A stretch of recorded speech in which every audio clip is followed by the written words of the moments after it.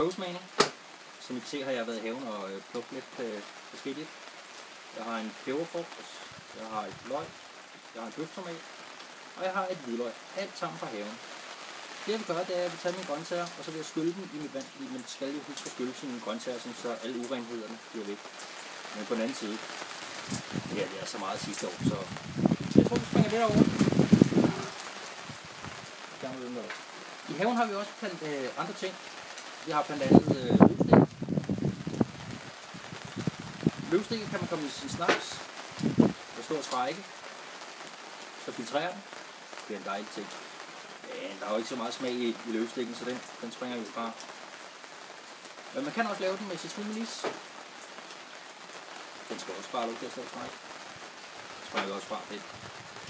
Citronmelis er sgu ikke så godt. Men her har jeg til gengæld en valnødsnaps. Den er 2,5 år gammel. Den er dejlig. Den er rød.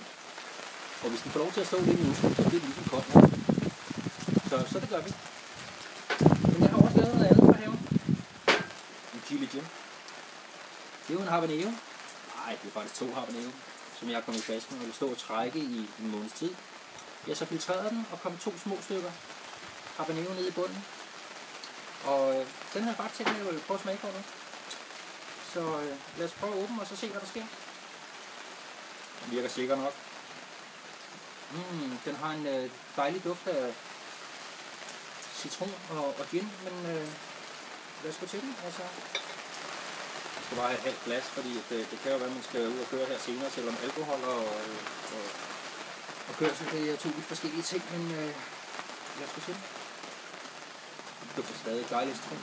Vi prøver.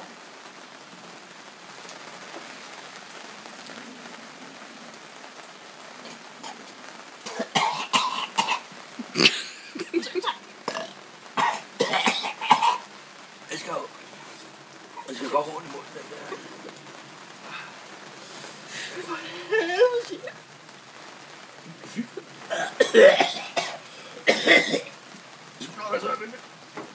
Jeg tror, vi stopper der, jeg det. Det skal vi ikke lave det her. Fy for helvede. Stop.